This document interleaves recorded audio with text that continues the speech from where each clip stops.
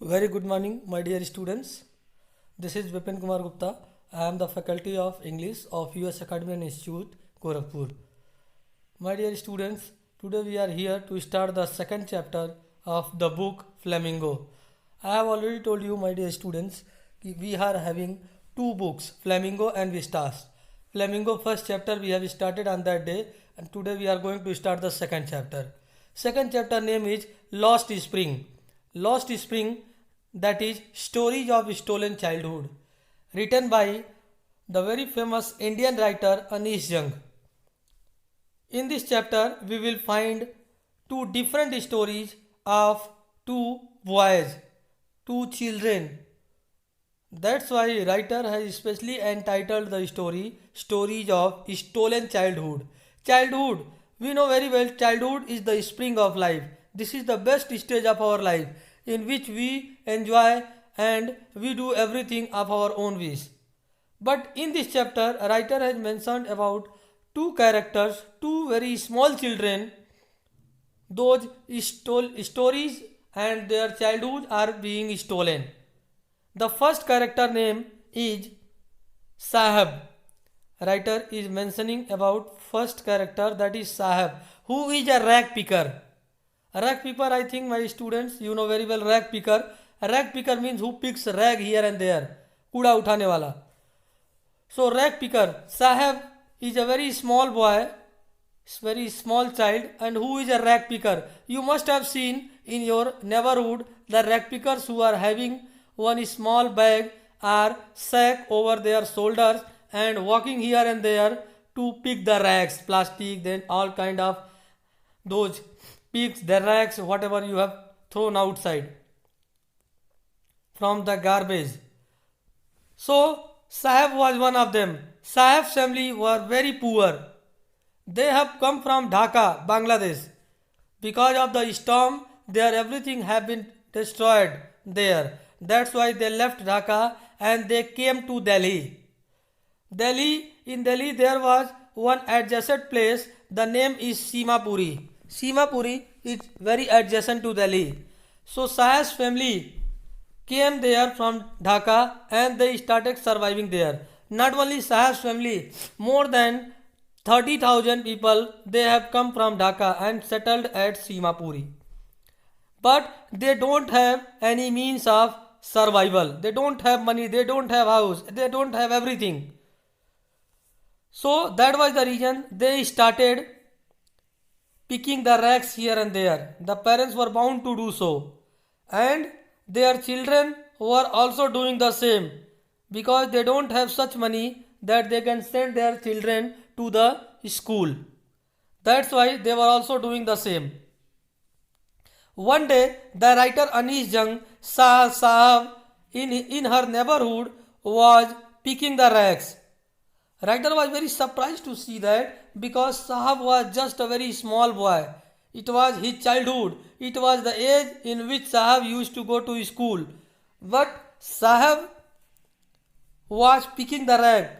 So writer became very surprised and she asked him that why don't you go to school?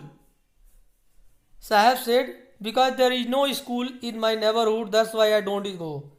So writer asked, if suppose that I am opening any school, will you come there?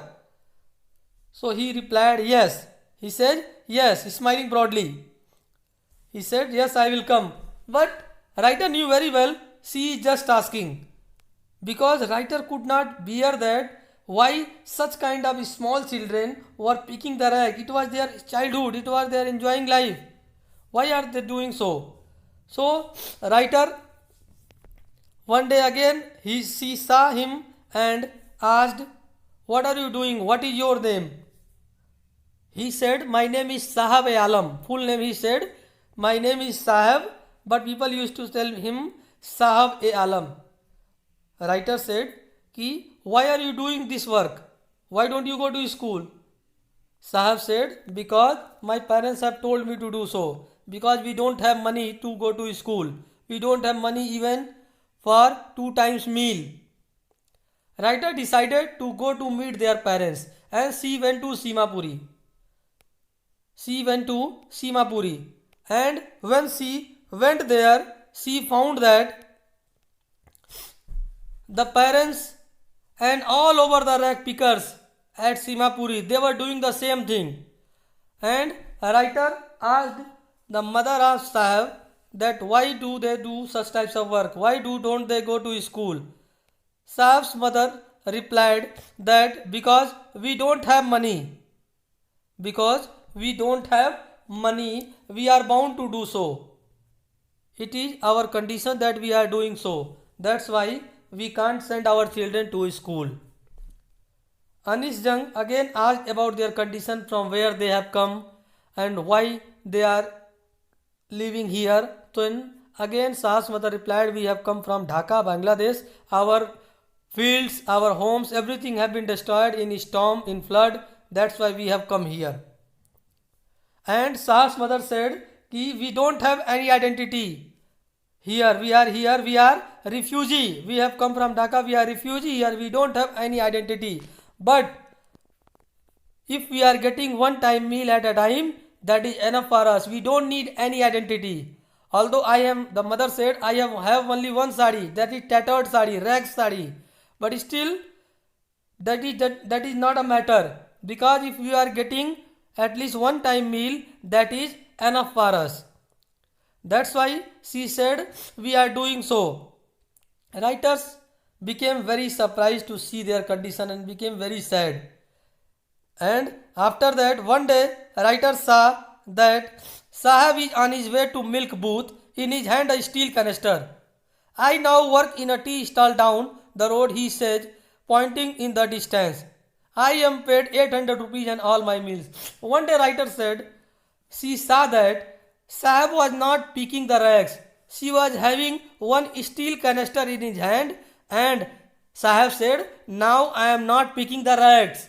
I am working in a tea stall, in a tea shop. Now writer was a servant, an employee in a tea shop. Writer said, I am working in a tea shop now and I am paid 800 rupees and all my meals. 800 rupees per month. Writer said, now I am getting 800 rupees per month salary and all time meals, food. You know very well, my dear students, food is the basic requirement. Everybody needs it. And if Sahib is getting all time meal from any tea shop, that is enough for him.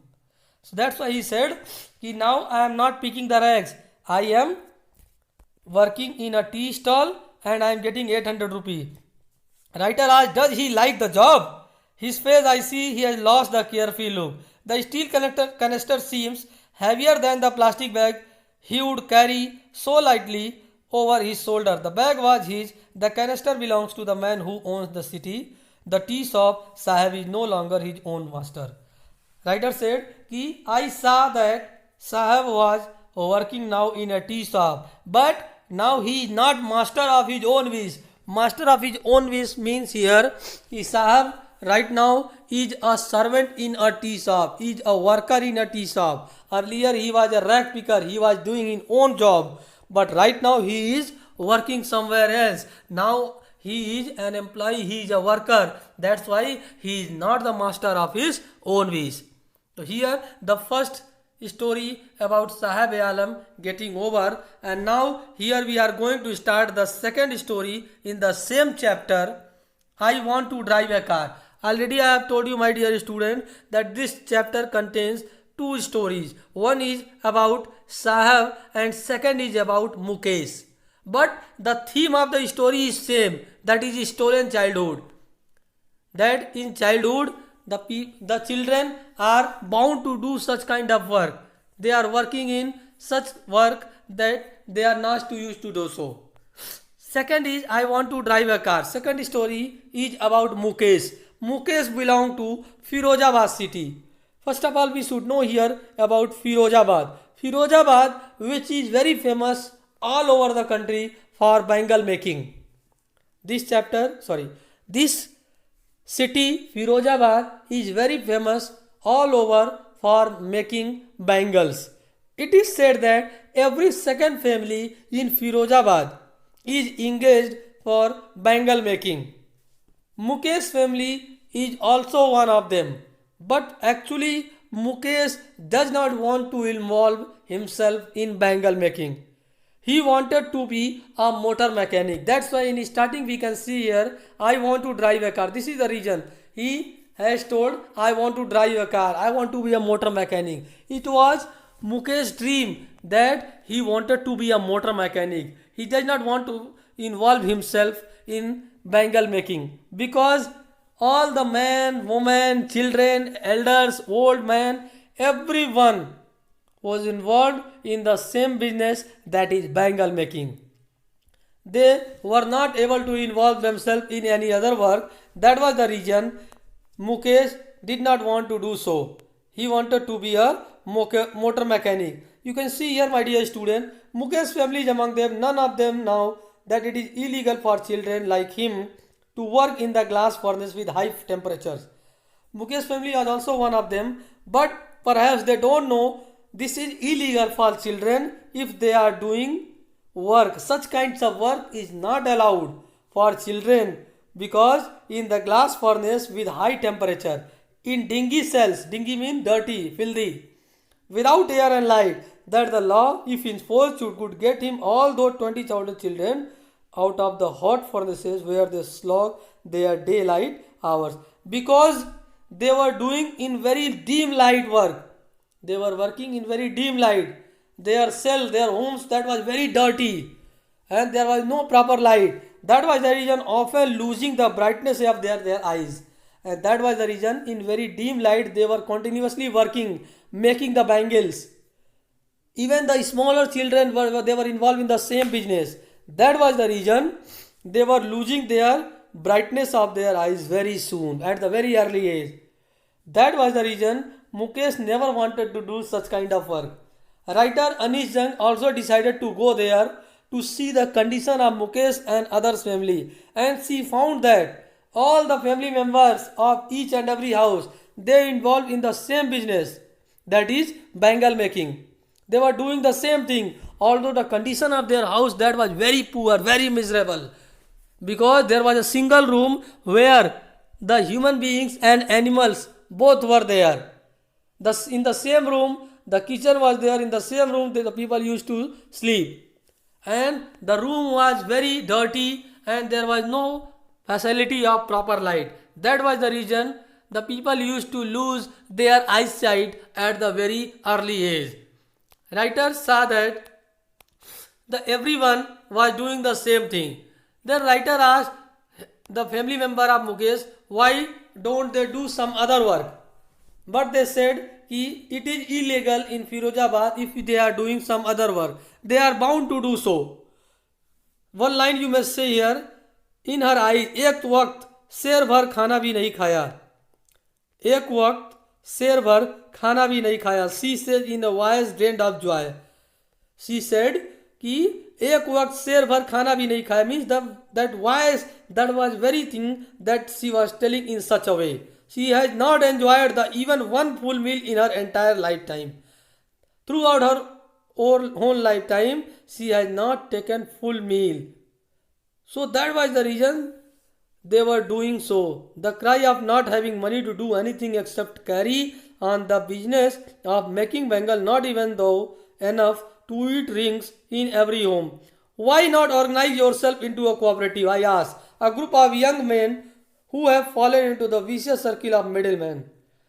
Writer one day asked one of the young men in Firozabad, why don't you organize yourself into a cooperative? Why don't you make your own organization, your own cooperative? They replied, even if we get organized, we are the ones who will be hauled up by the police and beaten and dragged to jail for doing something illegal. The young man replied, we can't do so, because if you are doing so, we will be hauled up by the police, beaten and dragged to the jail for doing something illegal. Means if you are in Firozabad, you have to do the same thing only, and that is bangle making. You cannot do anything else. Then writer in the end found that these kind of the children who are leading very miserable life, that is very poor.